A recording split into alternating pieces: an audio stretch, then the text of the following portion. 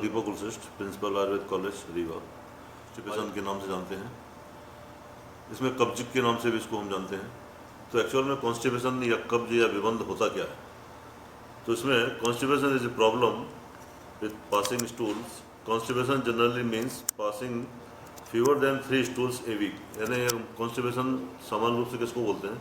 जब हफ्ते में 3 बार से कम मोशन पास करे तो वो कॉन्स्टिपेशन की श्रेणी में उसको रोग कॉन्स्टिपेशन के रूप में हम जानते हैं। जब कम से कम हफ्ते में 3 दिन से कम स्टूल पास करे तो इसके कारणों में हम देखें कि कारण क्या क्या इसके हो सकते हैं। तो मुख्य कारणों में इसके है लेक ऑफ डाइटरी फाइबर। खाने में फाइबर डाइट का कम होना या नहीं होना, जो कि आजकल फास्ट फूड वगैरह हम खाते हैं तो उसमें फाइबर नहीं के बराबर होते हैं।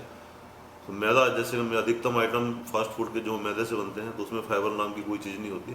तो उसको यदि सेवन किया जाए तो उससे कॉन्स्टिपेशन होना निश्चित है। लेक ऑफ फ्रूट्स, जो लोग पानी कम पीते हैं या फ्रूट किसी भी रूप में जो कम लेते हैं उनको कॉन्स्टिपेशन होने की पूरी संभावना है। लेक ऑफ एक्सरसाइज, यदि आप खाना खा रहे हो, खाना खाने के बाद में तुरंत जो है वो आराम कर रहे हैं या बिल्कुल भी सुबह शाम कभी भी एक्सरसाइज नहीं कर रहे हैं तो उसके कारण से भी कॉन्स्टिपेशन होने की संभावनाएं बनी रहती है। अदर मेडिकल कंडीशंस, जिसमें कुछ दवाइयाँ हैं जो अलग अलग बीमारियों में हम देते हैं, उन दवाइयों के कारण भी कई बार कॉन्स्टिपेशन होने की संभावना रहती है। तो ये जो भी ट्रीटमेंट करते हैं उसको कॉन्स्टिपेशन रिमूव करने के साथ साथ मेडिसिन भी देते हैं, लेकिन उन मेडिसिन का इफेक्ट भी कॉन्स्टिपेशन के रूप में हमको दिखाई देता है। ये लक्षण देखें, कारण के बाद हम इसके लक्षण देखें तो पहला कारण हमने पहले परिभाषा में देख लिया कि हफ्ते में 3 दिन से कम यदि स्टूल पास होता है तो वो कॉन्स्टिपेशन उसको हम कहते हैं। हार्ड, ड्राई या लंपी स्टूल, यदि रोज भी जा रहा है, पर डे स्टूल पास कर रहा है, पर डे मोशन पास कर रहा है, लेकिन उसका कंसिस्टेंसी हार्ड है या बिल्कुल सूखा है, ड्राई बड़ी मुश्किल से हो रहा है, तो वो भी कॉन्स्टिपेशन की श्रेणी में।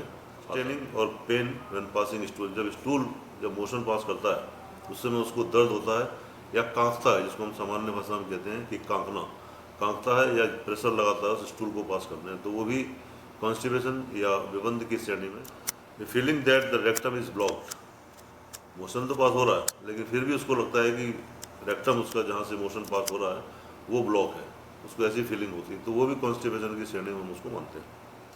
The need is to finger to pass stool, कई व्यक्ति ऐसे आते हैं हमारे पास जो कि बोलते हैं कि बिना उंगली डाले स्टूल पास नहीं होता, तो ये भी कॉन्स्टिपेशन की श्रेणी में आता है। ज़्यादा तो रोज है लेकिन वो अपने आप भी पास नहीं होता, जोर लगाने पे भी पास नहीं होता, उसको उंगली या फिंगर जब तक कि वो एनल कैनाल में नहीं डालता है तब तक उसको स्टूल पास नहीं होता है, तो वो भी कॉन्स्टिपेशन की श्रेणी में हम उसको। प्रिवेंट किस प्रकार से कर सकते हैं, किस प्रकार से हम इससे बच सकते हैं, या हो जाता है तब हम क्या कर सकते हैं, बताए गए हैं वो है eat lots of high fibre foods, यानी आपके फूड में, प्रतिदिन के फूड में फाइबर डाइट होना आवश्यक है। जैसे कि सलाद ज़्यादा मात्रा में खाना, हरी सब्जियाँ खाना, भाजियों का सेवन करना, या आटा जो हम सेवन करते हैं, बाज़ार का आटा बिल्कुल भी सेवन नहीं करना, गेहूँ पिसवा के सेवन करना और उसको भी छानना नहीं है, बिना छाने हम सेवन करने के लिए मरीज को बोलते हैं, जिससे कि उसके जो छिलके होते हैं गेहूँ के, और यदि उसमें चने का आटा यदि मिक्स कर लिया जाए तो वो और अच्छा रहता है, उसको भी छानना नहीं चाहिए। बिना छाने के हम रोटी बनाने के लिए मरीज को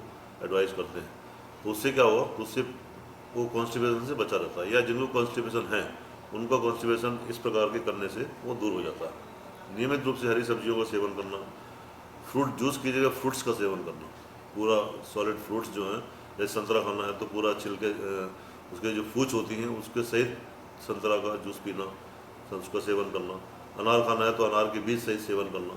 अंगूर खाना है तो अंगूर के रस की जगह अंगूर का ही पूरा का सेवन करना।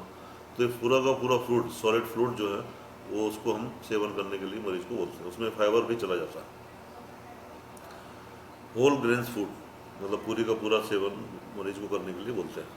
प्रोसेस्ड फूड कम से कम सेवन करने के लिए मरीज को बोलते हैं, या जो व्यक्ति है या सामान्य हेल्दी व्यक्ति हैं उनको भी हम एडवाइस करते हैं कि मीट, डेयरी प्रोडक्ट और प्रोसेस्ड फूड जो होते हैं मार्केट में, जो बने बनाए फूड मिलते हैं, उनका कम से कम सेवन किया जाए या न करें तो ज़्यादा अच्छा है।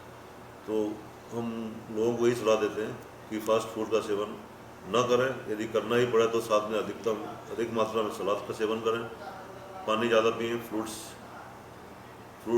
काफ़ी मात्रा में सेवन करें, जिससे कि आपको कॉन्स्टिपेशन होने की संभावना कम हो जाती हैं, और यदि हो जाती हैं तो इन उपायों को करने से कॉन्स्टिपेशन रिमूव भी हो जाता है। इसके अलावा हम कुछ और उपाय कर सकते हैं, जैसे एक्सरसाइज करना, अमलतास का काढ़ा पिलाते हैं, कुटकी का सेवन कराते हैं, इसबगोल की भूसी समान रूप से हम पानी में घोल के उसको व्यक्ति को पिलाते हैं।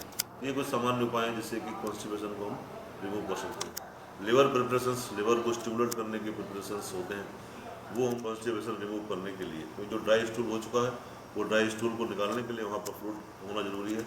तो फ्लूइड एनिमा के रूप में हम फ्लूइड उसको पेशेंट को एनल कैनाल के थ्रू डालते हैं, जिससे कि उसको स्टूल सॉफ्ट होकर बाहर निकल आता है।